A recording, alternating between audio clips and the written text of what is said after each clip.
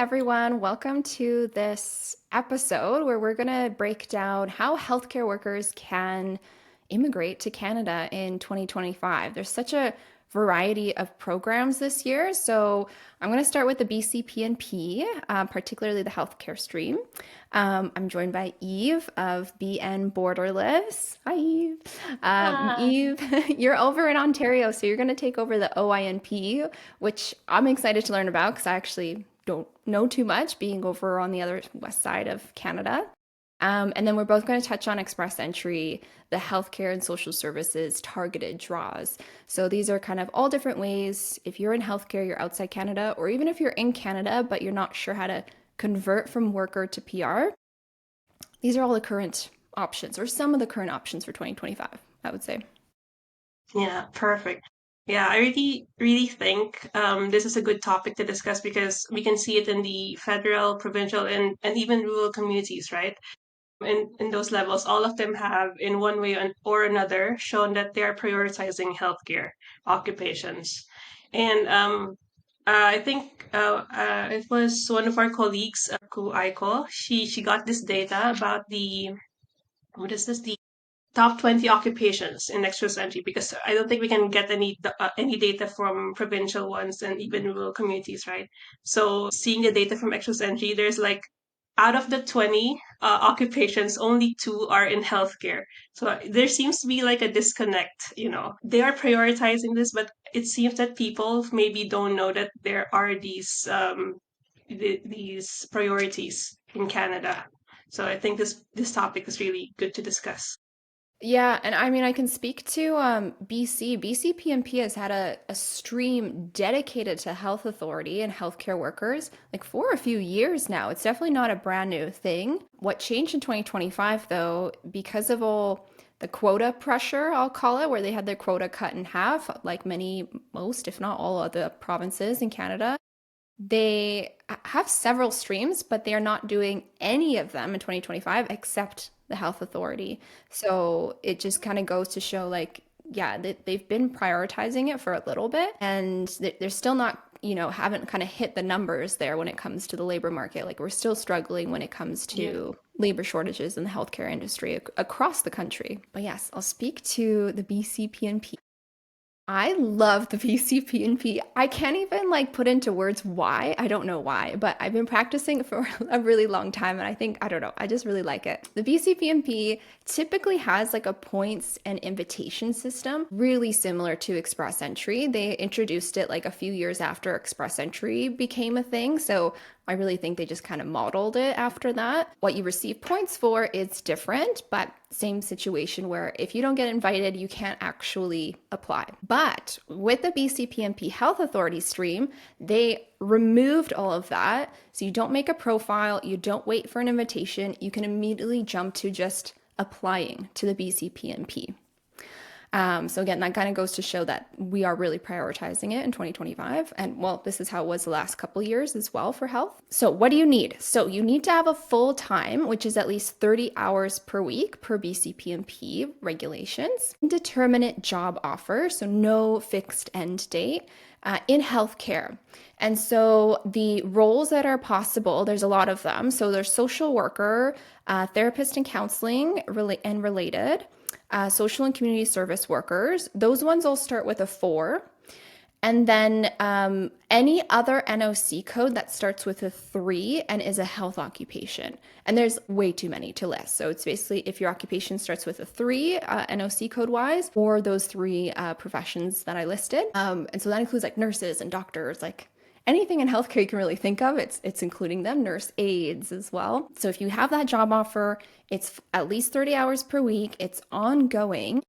That's kind of it. Like that's it. Even if it's high skills, you don't even need a language test. So it's literally just the job offer. One thing to note though, you do need to be able to work in the job. So for my like nurses, midwives, and doctors, they do need to get their license switched over first, which again, BC is prioritizing that and they have an expedited process for that right now. Once they kind of like fill up and get enough healthcare workers, it is perhaps, theorized that they will kind of probably stop that and go back to normal processing. But right now it is expedited as of, we're August 2025. So that's it. It is compatible with Express Entry, but you need an Express Entry profile to exist first before you apply to the BCPNP if you wish to go that route. But going non-express entry still leads to permanent residency, just a little bit longer, as you know. I know OINP has express entry and non-express entry versions as well. One big thing to point out is BC Health Careers is a website in Canada, and they provide free recruitment support for all the health authorities in British Columbia. So if this is something you're keen on, I would go to just Google BC Health Careers, and they can help you with understanding how to switch your license over and seeing what occupations are available, what the current job listings are, and help you apply for those roles as well. So again, they're like giving tools to people to work in healthcare in BC. Like we really need healthcare workers. So like to me that just like signals like how many resources the BC government is putting into place to try to attract these healthcare workers. The processing time, it's 90 days, but honestly, this year, because they're only doing health authority stream, we're seeing people get approved in a couple of weeks. That's once they have their job offer, but like it's very fast. And as soon as you're approved by the BCPNP, you can jump right into your PR application, get that in, so it's processing. And then you get a work permit as well. So you can come to BC, start working, and just wait for the PR to be issued. And that's it. So it's really straightforward. Maybe that's why I really like the program. Pretty dang straightforward. It's just that job offer. That's like the only hurdle to jump through. But if you're moving to a new country, a new place, like of course you kind of want a job offer and have that security already. So it's kind of one of the things you would naturally do anyway if you are immigrating to a new country. Yeah, that's That's great. it. That's BCPMP. Wow. When I listen to you, it's like, oh my gosh, BC has this like really great support system for healthcare workers. I mean, compared to Ontario though, because there is no dedicated healthcare streams like in BC, but the only thing is that Ontario does conduct healthcare specific draws. So that means that they have multiple pathways available depending on where they're eligible, but still it's a point system. They have to go through all of those. It's not as easy or, I mean, it's as straightforward as in BC, right? Yeah, it's very So, streamlined in BC right yeah. And now. also the support from, is that BC Health? Yeah, BC Yeah. Health Careers. Yeah, free recruitment support. Yeah, there is maybe something similar in Ontario. I think it's Health Force Ontario, but it's not. I don't think they help with the recruitment or with. They just give a lot of resources, and it's like, okay, these are resources. Just do your own research. Yeah, it's like here's all the tools, but you gotta use Yeah. them. Figure out how to use them. Okay, cool. So healthcare in Ontario then. So what's streaming? Because when I go on the OINP website, I'm a little overwhelmed by the like options. There's like 9 or 10 like streams. So is it one specific like stream within OINP they'll go for, or are there different levels? There are different types because there's actually two general streams. That's the EOI, that's expression of interest stream. And this one, when they apply to this, they will go through the PRPNP route. It's not through express entry. And then there is another one that is NOI, notice of interest, that is for the express entry route. So for healthcare workers, they can qualify for most of these streams. So I will be discussing them, which streams that is available to them, but they do have to qualify. There's a point system, and then yeah, so for example, for the EOI streams, there's three of them: the foreign worker stream, international student stream, and in-demand skill stream. So if you're a healthcare worker, the primary requirement is that you have a job offer. So very similar to BC, you need to have a job offer. And this was with the opening of the employer portal this July. This simplified the process a bit. So the applicant will now have to ask their employer first, can you please give me a job offer? And then they will register in the employer portal and give them the job offer ID. And that's the number that they need to put when creating their EOI. So as I mentioned, there's like three streams for that. First is the foreign worker stream. So as long as the job offer is in tier 0, 1, 2, 3, they can qualify for this. If they studied in Canada in the last 2 years, they can qualify for the international student stream. So usually courses that are 1 or 2 years long, this can qualify. And their institution should be in the list. There's a list in the OINP website. And so yeah, if you qualify for both foreign worker and international student, you can EOI expression of interest in Yeah. the portal. Oh, I didn't know And that. Okay, that's good. So you kind of like keep all doors open, like yeah, and see because the what comes point through. system for the two of them is different because you get points as an international students for your education, and for foreign worker it doesn't have points for that. Okay, wow. Just to make things more complicated. My gosh, Yeah, that's a lot to know and keep track of. Okay. And the international yeah. student, there's a specific list of schools or even the study, or it can be any study, but it has to be at a certain school. It has to be a certain school, either in Ontario or anywhere in Canada, actually. It Mhm. can qualify for the international student stream.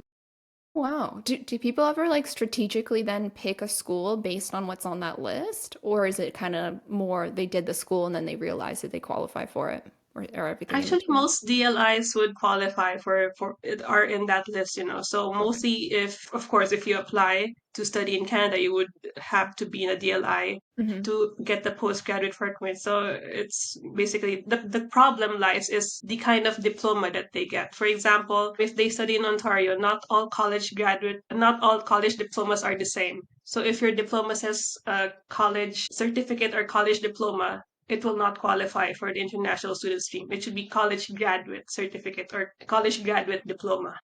Interesting. Okay. So yeah. So really, if you're an international student interested in that stream, I would almost say like go get a consultation, like to be really Yeah, sure, because yeah, it's pretty niche. Like it's easy to make a yeah. mistake, I would say. And then so for example, they just had how many they just had one draw for OINP for specifically for healthcare this year. That was in June. And they this year they only had 8 occupations included. So actually most of them are in nursing, or if you're a physician or nurse aides, actually those are the only ones. Last year, compared to last year, they had like 43 occupations on the list. So it's like down to eight, so like 20%, the it had reduced to 20%. So I don't know if they will update the list every time they have a draw for this. Yeah, so we'll Yeah. have to check it out. And And yeah, as I mentioned, do they only give you the occupation list when they do the draw, or do you know ahead of time, or you know? Oh my when gosh. they yeah, so it's like a surprise. These are the occupations included. Oh my gosh. So you really kind of, yeah. So it's, yeah. Yeah. So if you qualify for multiple things, it's like make your EOI multiple things because you Exactly. just don't know what the draw is going to be. There's Exactly. so much surprise included with OINP. And also, as I mentioned, since there's no direct pathway for health, I mean, it's not a direct, in a way, program for healthcare professionals. They do have some concessions. So, for example, for physicians, they can apply without a job offer as long as they're registered with the College of Physicians and Surgeons in Ontario, and then they have a specific certificate. I guess it's independent practice, academic practice, or postgraduate education. And they should be eligible to receive payment for publicly funded health services. So that one they won't need a job offer. Do they have to be And working in Ontario, like when they apply? yeah, Oh, okay. yeah, for the physicians to qualify for this, yes. And regarding licensing, yeah, so most healthcare occupations are regulated in Ontario. So, for example, registered nurses must be registered with the College of Nursing, the Nurses of Ontario, and then doctors or physicians are regulated by the College of Physicians and Surgeons of Ontario. So it's also a requirement in the employer job offer streams that they should be able to practice Hmm. in the province. And then there's another stream for employer job offer. That's the in demand skill stream. These are for tier 4 and 5 occupations, but there's only one occupation related to healthcare, and that is home support worker. So that's NOC 44101. But the thing is, most of these people actually I just had a consultation previously. She was employed by a family, right? So she said, qualify for this. And the thing is, apart from the applicant having all of these requirements, your employer should also meet the requirements. So one of the Mhm. requirements is that they should be in business for 3 years and that their revenue, if they're in GTA, is like $1 million. Outside GTA, 500,000. So if you're employed by a family or an individual, they will not qualify as employers, you know. So mostly these would be these health services, like institutions that provide services in, how can I say, Yeah, like more provide structured care. way. Yeah, yeah. Oh, okay, that's interesting. So for that particular case, they would only have like that home care. Home support, yeah, pilot, Yeah. I guess. I'm like, what? It's such a long Yeah, acronym. Home child care, something, something. The designated PR stream for home care yes, workers. Yeah. definitely. But the good thing is that a personal support worker is unregulated in Ontario, so there's no licensing requirement for that.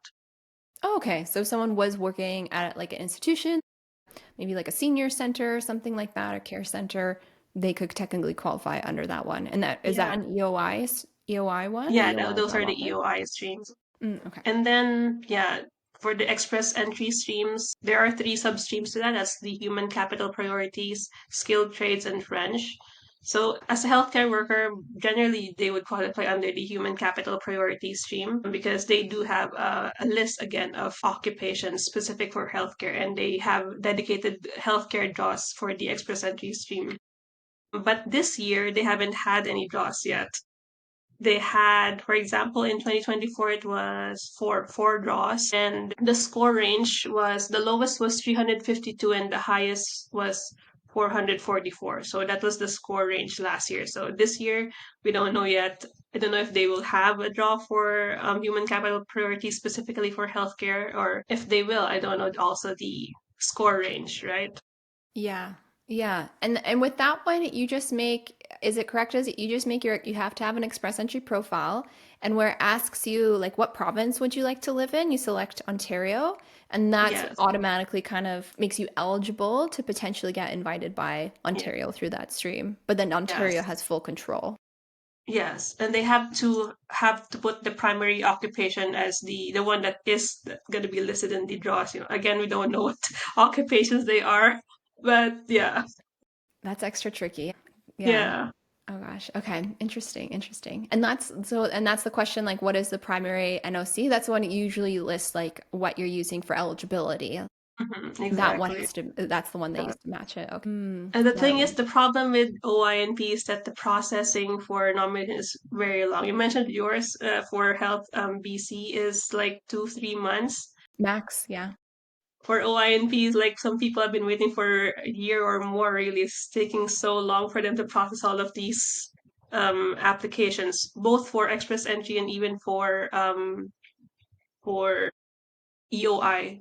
So it's a very Wow. long process. Some people 8 months. You're lucky if it was 8 months. Others like a year. Very, very lengthy process. Oh my gosh. Has it always been like that, or is it kind of new in the last year or two? It's just gotten longer and longer. I think it was last year since they invited a lot of people through OINP. I guess that's where the backlog started. This year they Mm. haven't invited that much, but the thing is, it clogged the system a bit. Yeah. They're still catching up from last year. So anyone this year probably is probably at the back of the Yes. line. And yeah. Wow. Yeah. And Okay. also, I That's guess one of good the to know. problems was for the employer job offer last year before this update. Anyone can make an EOI profile. I mean, the requirement is to have a job offer, but you don't have to put any information about the job offer yet in your application. So once you get an invite, suddenly you tell your employer, "Oh, I got an invite. Can I get a job offer?" And then the employer says, "Why? No, I'm not providing you with a job offer." Yeah. And Yeah. then they'll have to withdraw their application, right? So it's just there's a lot of applications that are not qualified in a Yeah. way.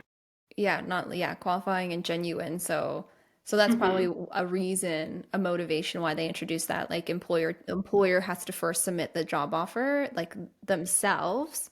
The worker can't do it for them. They have that new like designated portal now for the employer, which I think makes a lot of sense. It's going to just filter out the like non-genuine applications up front. Very cool. Okay. So I'm still like, oh my God, there's like a lot of options in Ontario, but they're all like, who knows what will happen kind of thing. So it'd be if you're a healthcare professional in Ontario, it'd be like if you're eligible, make your express entry profile, and then that way you can be through like the human capital or something like that, and then submit an EOI via the job offer stream if you're able to, if you're eligible, and Yes. then that's it. And then if you're a physician, there is that one exemption to the job offer if you're a physician and you Yeah. meet all those qualifications. Yeah, it's good to keep their options open, you know. A lot, Yeah. a lot of options. Yeah, so you could just kind of it's almost like a sit and wait game with Ontario. Oh gosh. Because say you did submit, like you said, it's taking a long time, like 8 months to a year. You don't get a work permit though, right? Until so you'd have to be mindful of your own work permit Yes. and get another one while you're waiting, kind of thing. Yes, that's true. Yes.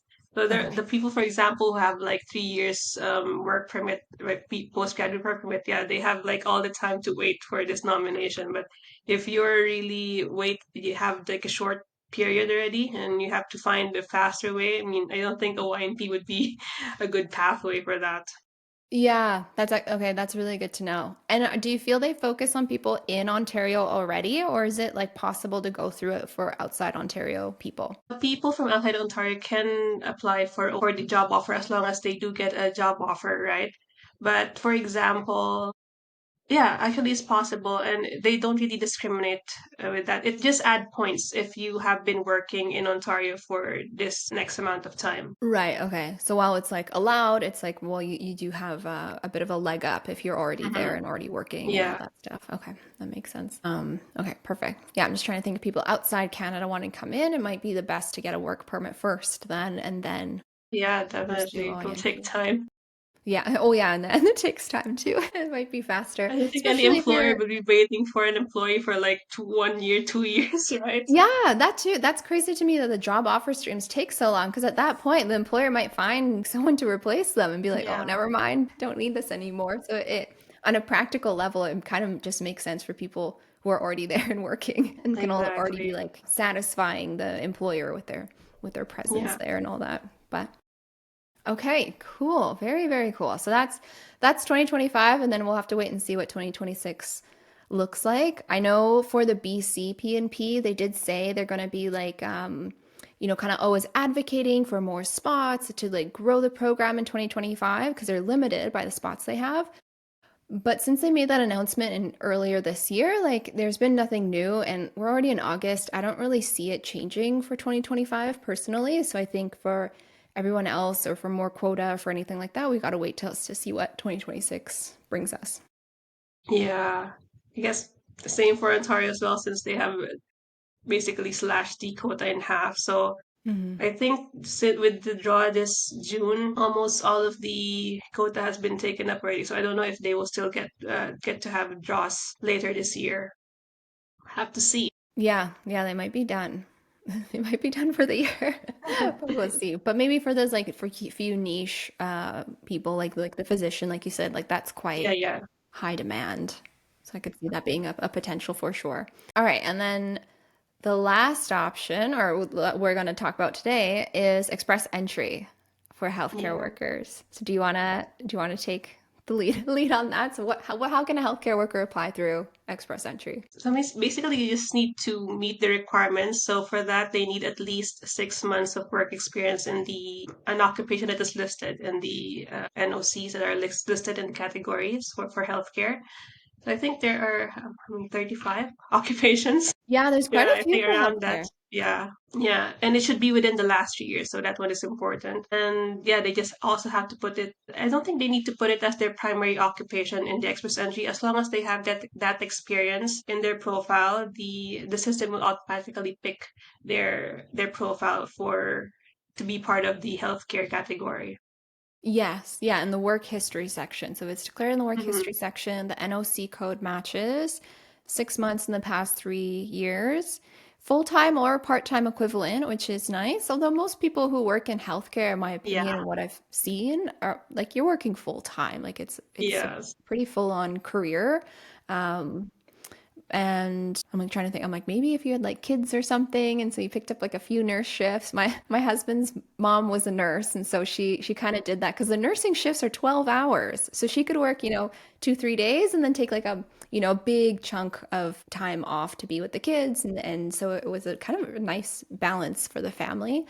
Um, yeah, so full-time or part-time equivalent. And above and beyond that, you have to have an express entry profile, which means you're qualifying either for Canadian Experience Class, 1 year skilled work in Canada, also in the past 3 years, or the federal skilled worker if you're outside of Canada or don't have that 1 year yet. So those two are mandatory. And federal skilled worker, I think people often get my biggest like misconceptions I see is they kind of get the points confused, where the federal skilled worker, you need that 67 points under federal skilled worker selection factors, but they just kind of jump right into the CRS score and look at that point system, Exactly. out of 1200 point system, and things get, a bit confused. Funds is also a big one with federal skilled worker. People often not understand them or not even know they are a requirement. And so, yeah, so really understanding the express entry program that you're actually applying under, making sure you qualify for that, plus having the work experience in healthcare,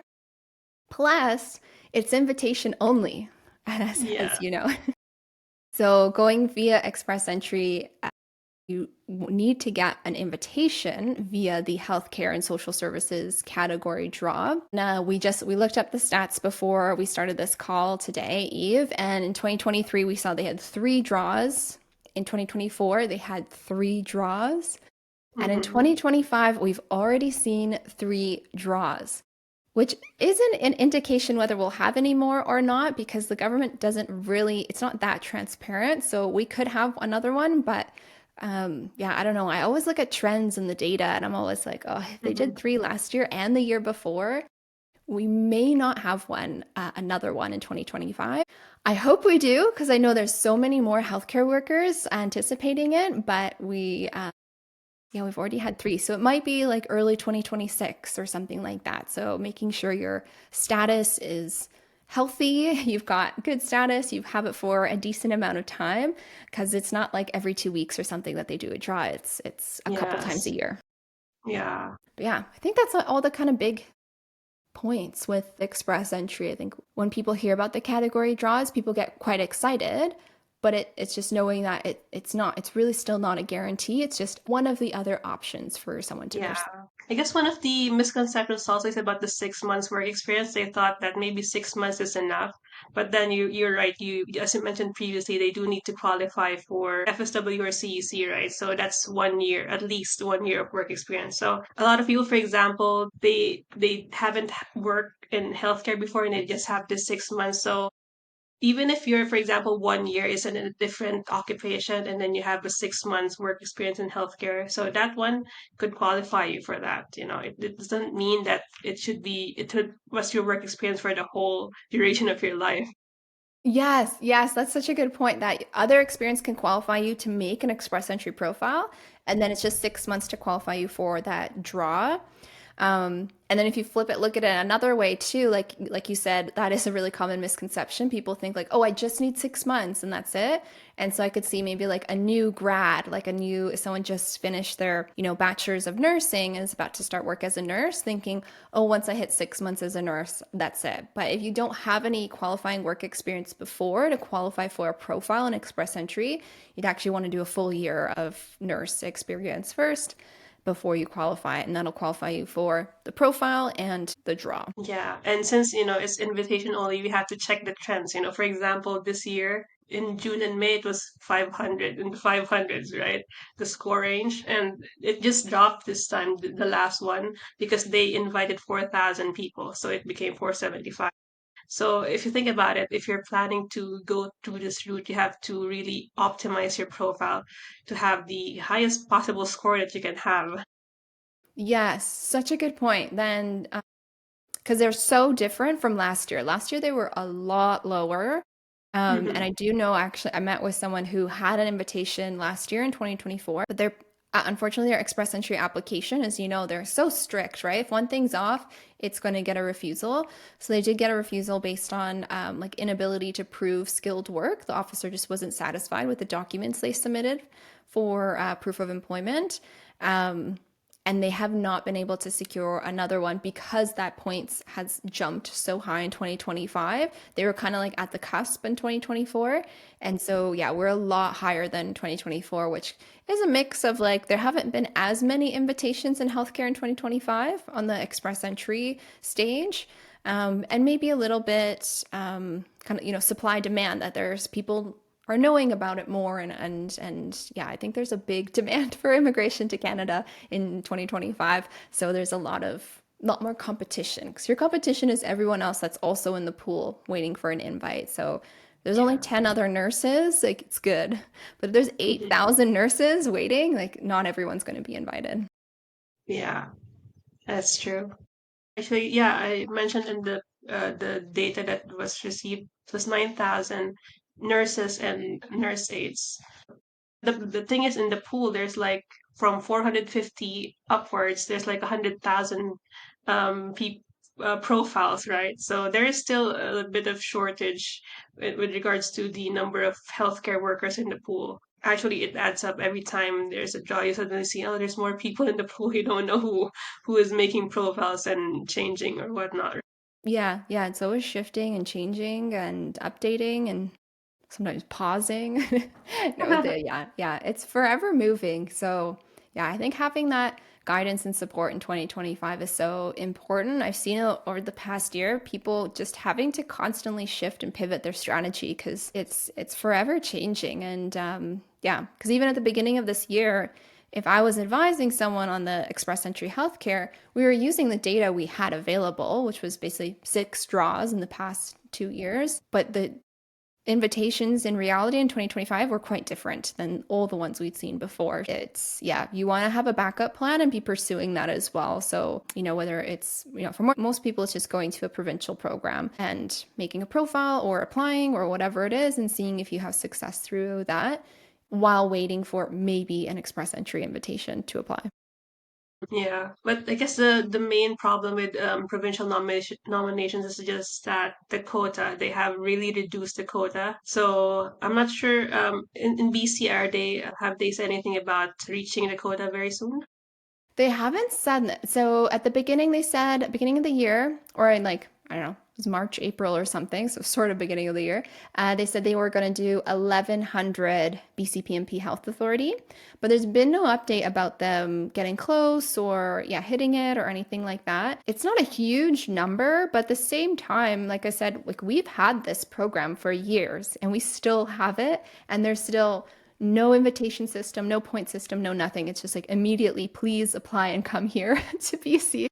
So I think it's so niche that we're not close to filling it. But who knows? We'll see. You can, if someone is interested in BCPNP, you can go on their website and they have a newsletter and you can sign up for it. So if there's ever any updates or news, at least you're kind of the first to know.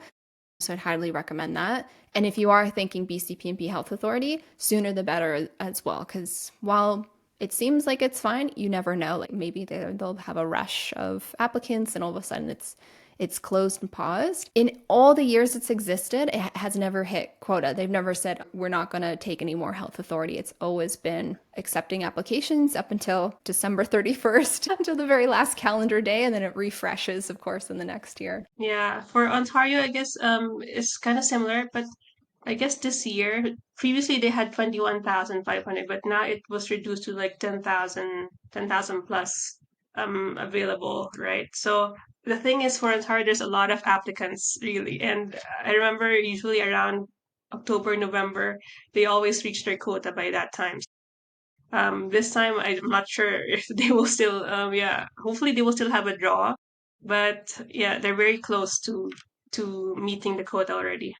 Yeah, yeah, in August. And because they had a lot of open applications from the year before as well, right? So those are actually taking up, if they're approved in 2025, they're taking up a spot in Mhm. 2025. Yeah.